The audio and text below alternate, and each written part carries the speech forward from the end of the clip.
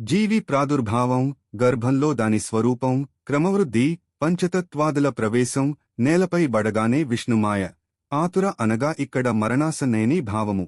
ఆతుర వ్యక్తికై క్రియమాణ కర్మ, దాని ఫలం పిండ బ్రహ్మాండాల సమానస్థితి. ప్రభో! ఉద్భిజ, స్వేదజ, అండజ, జరాయుజ ఈ 4 ప్రకారాల ప్రాణులు ఎలా పుడతాయి? త్వచ, రక్తం, మాంసం, మేద, మజ్జ, అస్థిలలోకి జీవం ఎలా వస్తుంది?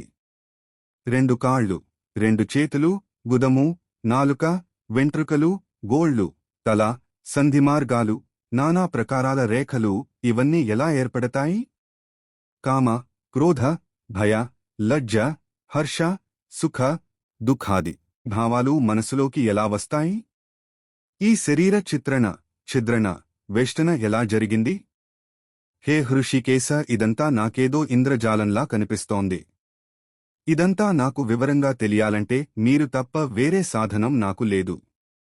ఇంత అద్భుతమైన ప్రపంచానికి కర్త ఎవరు? అడిగాడు గరుడు. చెప్పసాగాడు శ్రీ మహావిష్ణువు. వత్స, దేనిని తెలుసుకుంటే వ్యక్తి సర్వజ్ఞుడవుతాడో దానినే చెప్తున్నాను విను. స్త్రీలు ఋతుకాలంలో నెలకు 4 రోజుల పాటు పరిత్యజింపబడతారు.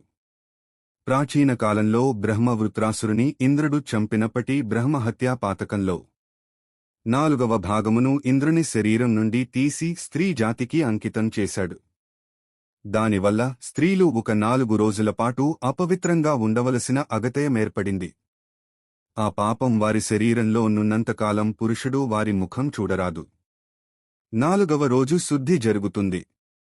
అప్పటినుండి వారం రోజుల దాకా ఆమె దేవతలను, పితరులను పూజించడానికి యోగ్యతను కలిగియుంటుంది.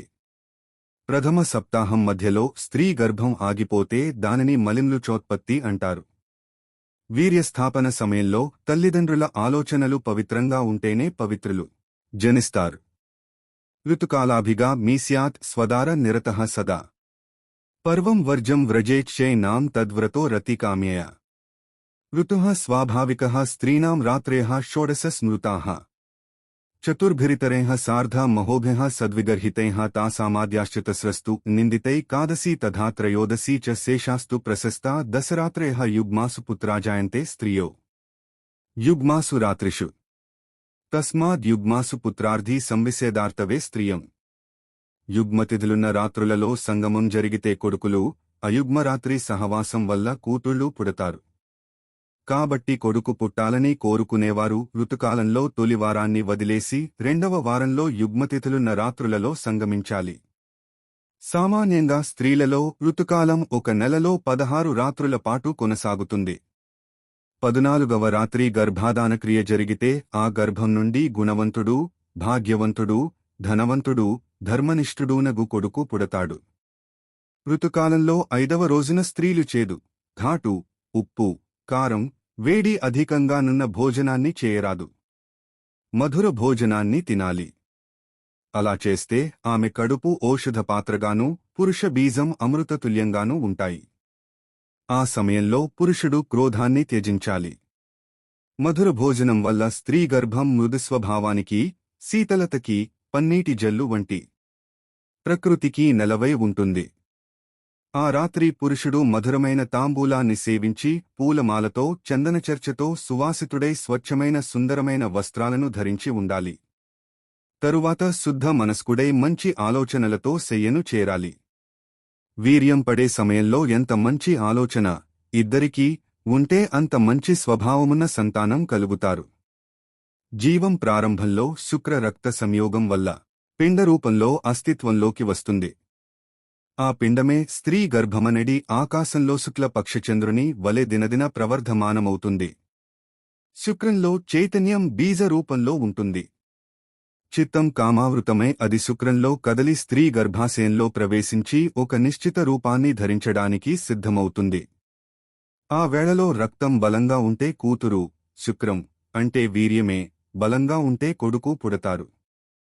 రెండూ బలంలో సమానం కాకూడదు. అలా ఉంటే నపుంసకులు పుట్టే అవకాశముంది.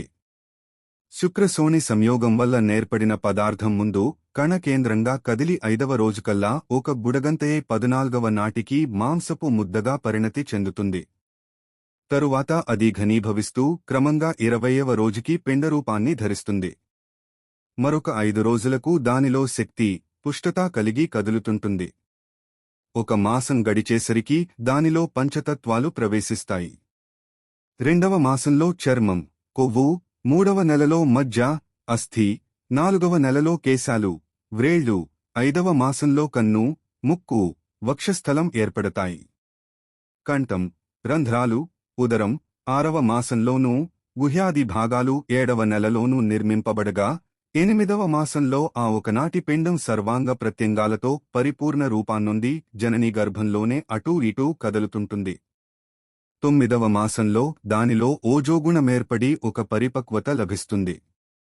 అప్పటినుండి అది గర్భం నుండి బయటపడడానికి ప్రయత్నిస్తూనే ఉంటుంది. చివరికి దేవుడు నిర్ణయించిన ముహూర్తంలో ఆడ శిశువుగానో మగబిడ్డగానో 3వ ప్రకృతిగానో పృథ్వీపై జన్మించడం జరుగుతుంది. అప్పటికి 10వ మాసం వచ్చి ఉండవచ్చు. 10వ మాసంలోనే పాంచభౌతికమైన శరీర స్వరూపం అత్యంత స్పష్టమవుతుంది. చాలామంది శిశువులు 9వ మాసంలోనే సంపూర్ణ స్పష్టత నొందియుంటారు. ప్రసవకాలీన వాయువులచే ఆకర్షింపబడి తాత్కాలిక పీడచే వశము దప్పి అప్పటికే తల్లి యొక్క సుషుమ్నా నాడి ద్వారా చేజిక్కిన శక్తి వల్ల బాగా బలపడి ఆ జీవి వీలైనంత వేగం బయటపడడానికి ప్రయాసపడుతుంటుంది. గర్భంలో పంచభూతాలు కావు, 6 భూతాలుంటాయి. పృథ్వీ, జలం, హవి, భోక్త, వాయు, ఆకాశ అనే ఈ 6 భూతాలు గర్భస్థ శిశువును బయటికి పంపడానికి ప్రయత్నిస్తాయి. స్నాయుతంత్రికలచే బంధింపబడిన శిశువు వాటి ఒత్తిడి మధ్యనే కదులుతుంటుంది. విద్వాంసులు వీటినే మూలభూత తత్వాలుగా పేర్కొన్నారు.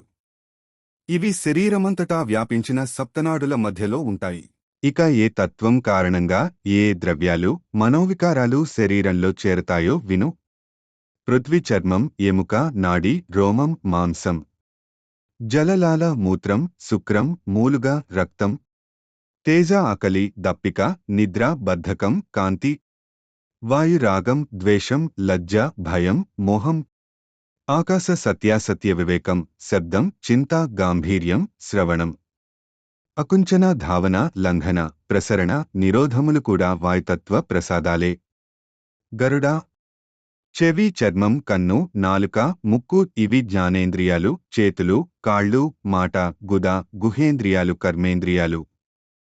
ఇడ, పింగళ, సుషుమ్న, గాంధారి, గజజిహ్వ, పూష, యస, అలంబుష, కుహు, శంఖిని ఈ 10 దశనాడులు. నాడులు పిండమధ్యంలో ఉంటాయి. ప్రాణ, అపాన, సమాన, ఉదాన, వ్యాన, నాగ, కూర్మ, కృకర, దేవదత్త, ధనంజయ అనే 10 ప్రాణులలో నుండు వాయువులు. ప్రాణి తినే పదార్థమే దాని పుష్టికి కారణమవుతుంది. మానవులు తినే అన్నాన్ని ప్రాణవాయువే శరీరం లోపలికి దాని అన్ని సంధుల వద్దకు చేరవేస్తుంది. భోజన రూపంలో గ్రహింపబడిన ఆహారం వాయువు ద్వారా 2 భాగాలుగా విభజింపబడుతుంది. వాయువే అగ్నిని రగిల్చి అన్నాన్ని జీర్ణం చేసి శుష్క భాగాన్ని వేరుచేసి దానిని 12 మార్గాల ద్వారా మలంగా బయటికి పంపుతుంది. శరీర భాగాలైన చెవులు, కనులు, ముక్కు, నాలుక, పండ్లు, నాభి, గుద, గోళ్ళు ఇవన్నీ మలాశ్రయాలు. విష్ఠ, మూత్ర, శుక్ర, శోణిత రూపాలలో ఈ మలం అనేక రకాలుగా ఉంటుంది. కర్మానుసారమే మనిషికి సుఖ, దుఃఖాలు, భయాలు, శుభాలు జరుగుతాయి, కలుగుతాయి. కర్మానుష్ఠానం జరిగేది శరీరం ద్వారానే కాబట్టి అది మనిషికి మిక్కిలి ముఖ్యమైనది. దీని ద్వారానే ఉత్తమగతులు, అధమగతులు ప్రాప్తిస్తాయి. కాబట్టి శరీరోత్పత్తి ఎలా జరుగుతుందో తెలుసుకోవడం మంచిది. జీవిని గర్భం నుండి బయటకు వాయువు పంపించినప్పుడు దాని 2 కాళ్ళు పైకి, ముఖం కిందికి ఉంటాయి. అప్పటికే అమ్మ దయ వల్ల దానికి ఎముకలతో సహా మొత్తం శరీరం కుదిరి ఉంటుంది. దాని నాభి తల్లి యొక్క శక్తివర్ధని నాడితో కలుపబడి ఉంటుంది. దీనిని ఆప్యాయని అంటారు. స్త్రీ అంతఛిద్రానికది కూర్చబడి ఉంటుంది. బయటికి రాకముందు ఆ శిశువుకి జ్ఞానం ఎక్కువగానే ఉంటుంది. విషయ స్మృతులన్నీ ఉంటాయి. మరొక జన్మనెత్తబోతున్నాననే విషయం తెలిసి దుఃఖం కూడా ఉంటుంది. లోపల్లోపలే దెబ్బలు తగులుతున్నా అవి బాధింపవుగాని ఏ పాపకర్మల వల్ల తాను ఎలాంటి బాధలనుభవించిందో గుర్తుకొచ్చి పడే బాధ ఎక్కువగా ఉంటుంది. తనకు తానుగా ఒక గట్టి నిశ్చయానికి వస్తుంది. ఇలా ఈ జన్మలో నేను పాపమే చేయను.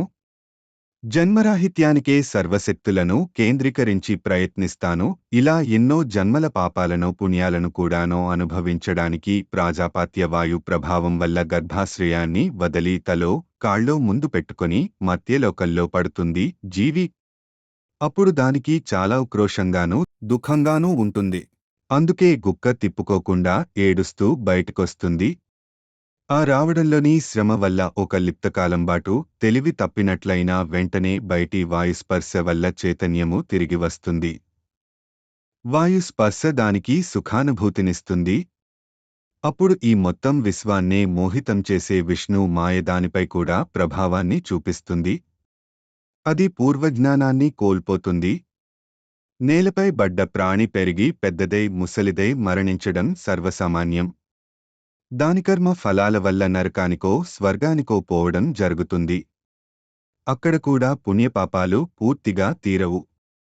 వాటికోసం మరల పృథ్వీపైకి రావలసి ఉంటుంది. ఈ మొత్తం జన్మల వ్యవహారంలో జననమరణ చక్రంలో దుఃఖానిదే సింహభాగం. కాబట్టి మనిషి ముక్తికై ప్రయత్నించాలి. మృత్యువు బాగా దగ్గర పడిందని తెలిసాక ఆ వ్యక్తికి గోమూత్ర, గోమయ, తీర్థోదక, కుశోదకాలచే స్నానం చేయించాలి. తరువాత స్వచ్ఛ, పవిత్ర వస్త్రాన్ని కట్టి గోమయంతో అలికిన నేలపై కుశలను తిలలను పదచి వాటిపై ఆ వ్యక్తిని పరుండబెట్టాలి. ఇక్కడ వాడే కుశలు దక్షిణాగ్రములే ఉండాలి. వ్యక్తి తల తూర్పు వైపుగాని ఉత్తరం వైపుగాని ఉండాలి. అతని ఆమె నోటిలో చిన్న బంగారం ముక్కనుంచాలి. తలవైపు దగ్గరగా భగవంతుని శాలగ్రామమూర్తిని తులసి మొక్కని ఉంచాలి. అనంతరం అక్కడే నేతి దీపాన్ని వెలిగించిపెట్టి ఓం నమో భగవతే వాసుదేవాయ అనే మంత్రాన్ని జపించాలి. ఋషికేశుడైన విష్ణుదేవుని బాగా పూజించాలి. వినయభావంతో స్తుతి పాఠాలను వల్లించాలి. బ్రాహ్మణులకు, దీనులకు, మరణాసన్న వ్యక్తి పేరిట దానాలివ్వాలి. ప్రాణం పోతున్నప్పుడు వ్యక్తికి బాధ కలుగుతుంటుంది. అందుచేత పుత్రాది బంధుజనులంతా పురుష సూక్తాన్ని పెద్ద గొంతులతో పఠించాలి. దానివల్ల ఆ వ్యక్తి బాధలు నశిస్తాయి. ఈ సమస్త కర్మలకు ఫలమేమిటో కూడా విను. స్నానం వల్ల శరీరం యొక్క అపవిత్రత దూరమవుతుంది. విష్ణు భగవన్నమస్మరణ వల్ల అన్ని ప్రకారాల ఉత్తమ ఫలాలు కలుగుతాయి. కుశలు, పత్తి ఆతుర వ్యక్తికి స్వర్గాన్నిపిస్తాయి. తిలలతో కుశలతో కలిపిన నీటి ద్వారా చేయించబడే అతుర స్నానం అవభృత స్నానమంత గొప్పది కాబట్టి ఆ వ్యక్తికి అంత పుణ్యము వస్తుంది. గోమయంతో అలికిన ఏ మండలంలోనైనా త్రిమూర్తులు, లక్ష్మీదేవి, అగ్నిదేవుడు ముచ్చటపడి కూర్చుంటారు. వారి కర్మకు ప్రసన్నులవుతారు. ఇక పంచరత్నాలు నోటిలో వేయడం నుండి వచ్చే ఫలాలిలా ఉంటాయి. పంచరత్నముఖే ముక్తే జీవే జ్ఞానం ప్రరోహతి. తులసి బ్రాహ్మణాగానో విష్ణురేకాదశి ఖగ. పంచప్రవహణ న్యేవ భావాబ్ధౌ మజ్జతాం నృణాం. విష్ణురేకాదశి గీతా తులసి విప్రధేనవః. అసారే దుర్గ సంసారే షట్పది భక్తిదాయిని. నమో భగవతే వాసుదేవాయేతి జపేన్నరః. ఇవికాక పురుష సూక్త పఠనం వల్ల ఆతుర ప్రాణి మోహం నుండి విడివడి ముక్తివైపు కదలి వెళ్లే మార్గం దొరుకుతుంది. బ్రాహ్మణులకు, దీనులకు, అనాథలకు దానాలివ్వడం వల్ల ఆతుర ప్రాణి అనంతర దశల్లో ప్రసన్నుడవుతాడు. గరుడా, నీకొక విషయం తెలుసా? ఈ బ్రహ్మాండంలో నున్న గుణాలన్నీ మానవ శరీరంలో ఉంటాయి. ముందుగా లోకాలే తీసుకో. మనిషి పాదాలలో తలలోకం, పిక్కలలో వితలలోకం, మోకాళ్లలో సుతలలోకం, సఖ్యప్రదేశంలో మహాతలం, తొడల్లో తలాతలం, గుహ్యస్థానంలో రసాతలం, కటిలో పాతాళం, నాభి మధ్యంలో భూర్లోకం, దానికి పైన భువర్లోకం, గుండెలో స్వర్గలోకం, కంఠంలో మహర్లోకం, ముఖంలో జనలోకం, మస్తకంలో తపోలోకం, మహారంధ్రంలో సత్యలోకం ఉంటాయి. మంచి మనిషిని సంతోషపెడితే ఇవన్నీ కూడా సంతోషిస్తాయి. మనిషి శరీరంలోనే భారత జాతికి పరమ పవిత్రాలైన కులపర్వతాలు, మహాసాగరాలు ఉన్నాయి. శరీర త్రికోణంలో మేరు, అధః కోణంలో మందర, దక్షిణంలో కైలాస, వామభాగంలో హిమాలయ, దక్షిణ రేఖపై గంధమాదన, వామరేఖపై మలయ, ఊర్ధ్వ భాగంలో నిషధ పర్వతాలుండగా అస్థిభాగంలో జంబూ, మధ్యలో శాఖ, మాంసంలో కుశ, శరలలో క్రౌంచ, త్వచలో శాల్మలి, రోమసమూహంలో లక్ష, గోళ్లలో పుష్కర నామక ద్వీపాలు నిలబడి ఉంటాయి. మూత్రంలో క్షారోద, క్షారతత్వంలో క్షీర, శ్లేష్మంలో సురోదధి, మధ్యలో ఘృత, రసంలో రసోదధి, రక్తంలో దధి, కాకు మాంసలంలో స్వాదూదక సాగరాలు ప్రవహిస్తుంటాయి. శుక్రంలో గర్భోదక సాగరముంటుంది. ఇక గ్రహాలు కూడా ఉంటాయి. నాదచక్రంలో సూర్యుడు, బిందు చక్రంలో చంద్రుడు, నేత్రాలలో మంగళుడు, గుండెలో బుధుడు, విష్ణు స్థానంలో గురుడు, శుక్రంలో శుక్రుడు, నాభి స్థానంలో శని, ముఖంలో రాహువు, పాయువులో కేతువు నెలకొని ఉంటారు. కాబట్టి ఈ జన్మ దుర్లభం. విశ్వరూపునిలో ఇవన్నీ ఉన్నాయి. దేవుడు మానవుని శరీరంలో వీటిని రేఖామాత్రాలుగా ఉంచి మానవుడు మంచిగా బ్రతికి తనలోనే కలవాలని సూచించాడు. మనిషి తన పాపకర్మల కొద్దీ ఆయనకి దూరంగా పారిపోతుంటాడు. అతని పరుగు నరకం వైపే. జనన మరణ చక్రంలో గిరగిర తిరుగుతుండే ఈ సామాన్య మానవుల జీవిత విశేషాలు, మృత్యువు, మరుజన్మ ముందే నిశ్చితమై పోతూ ఉంటాయి. ఆయుః కర్మచ విత్తంచ విద్యా నిధనమేవచ పంచైతాని హి సృజ్యంతే గర్భస్థస్యేవ దేహినః. పక్షీంద్ర. ఉత్తమ ప్రకృతి గల వ్యక్తి తన సుకృతాల వల్ల మంచి భోగాలననుభవిస్తాడు. వాని జన్మం కూడా మంచి చోటనే కలుగుతుంది. కాని ఆ పాపకర్మలను చేస్తూ జన్మను దుర్వినియోగపడచిన నాడు అతడు మరుజన్మలో భగవంతునికి సుఖానికి కూడా దూరమైపోతాడు.